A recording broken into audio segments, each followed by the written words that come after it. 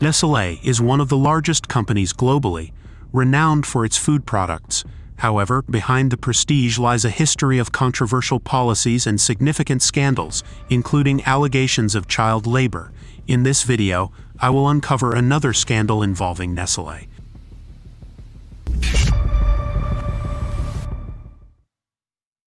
Founded in the 1860s by Henri Nestlé, the company has evolved into the world's largest food network.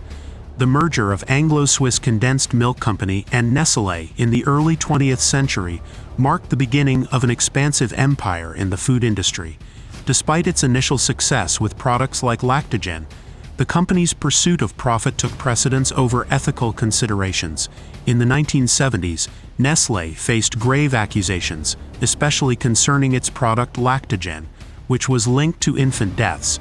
The company had conducted extensive advertising campaigns, involving even medical professionals, convincing mothers in underdeveloped countries such as Africa that their formula was superior to natural breast milk. This misleading propaganda led to the tragic consequences of infants being fed Nestlé's formula and losing their lives.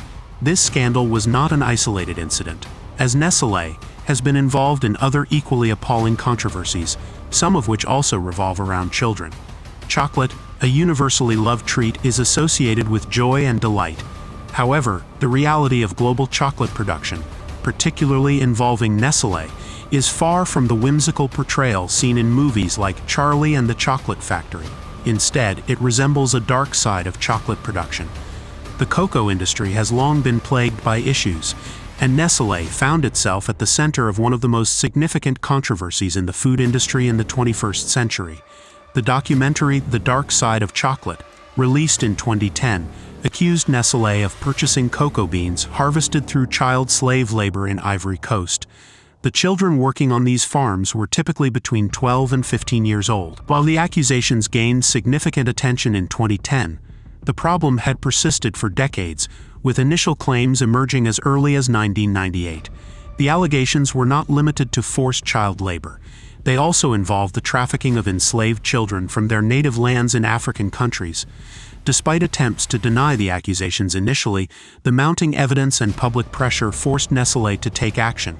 In 2001, Nestlé's CEO, Bradley Alford, signed the Harkin-Engel Protocol, an international agreement aimed at eliminating child labor in cocoa production within a specified time frame.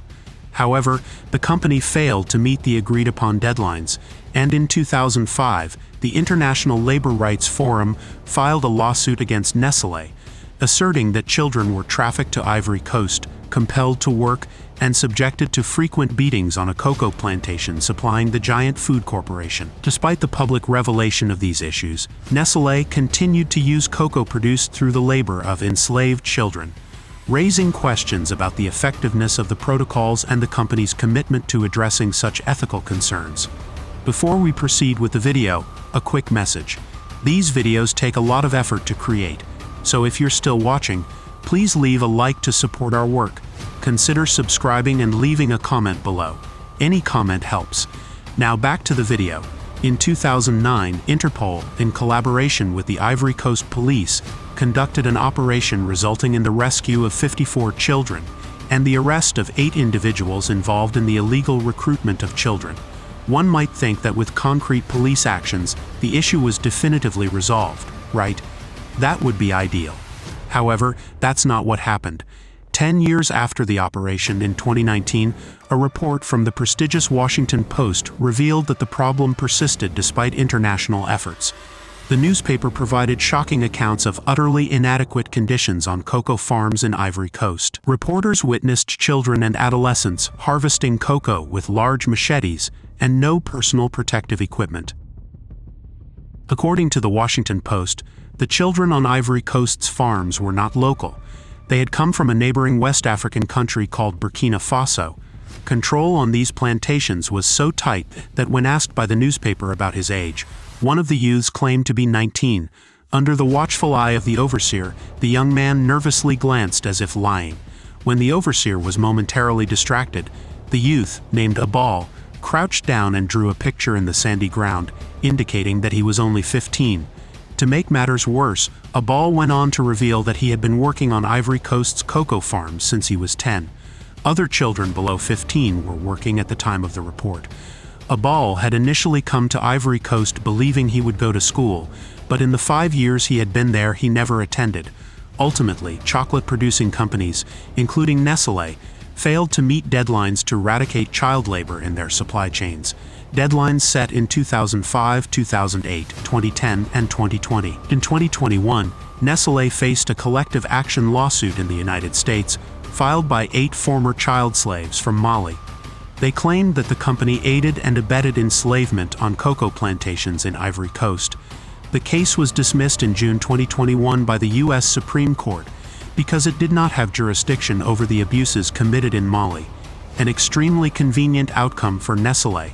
These farms represent the most critical source of cocoa globally, with about 2/3 of the world's cocoa supply coming from West Africa. According to the U.S. Department of Labor, in 2015, over 2 million children were involved in hazardous work in cocoa-growing regions.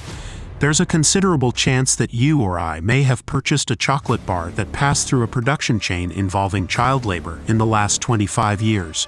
Regarding efforts to reduce the problem, Sona Ebai, the former Secretary General of the International Cocoa Initiative, stated that at best, we are only doing 10% of what is necessary. In 2019, Nestlé announced it couldn't guarantee that its chocolate products were free of child slave labor because it could only trace 49% of its supplier purchases. In 2020, Nestlé introduced the Income Acceleration Program for cocoa-producing families, aiming to prevent child labor and reward producers not only for cocoa quantity and quality, but also for ethical practices, essentially avoiding child labor and the associated abuses.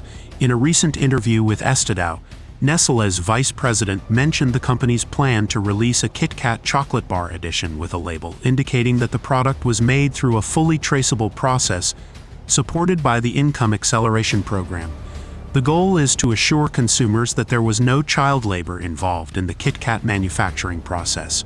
While this is a positive initiative, it raises the question of whether a label, with or without a seal, guarantees the definitive resolution of child labor issues in chocolate production. After all, considering the numerous missed deadlines for solving the problem and the lack of accountability for those responsible, it seems unlikely that this situation will be resolved in the near future. If you want to know how a country became the most severe prison in the world, watch this video that is appearing on the screen now. Best regards and good business. Do you know which business model offers high profit margins, immense scalability, and requires low initial investment? The startup market specializing in software development is the optimal choice to bring together all these advantages. However, the only place where you will truly find a highly scalable service that demands low investment is with Roadmap. Roadmap has global experience providing consulting and developing apps for startups in the United States, Europe, and Latin America, making it by far the best option for new entrepreneurs.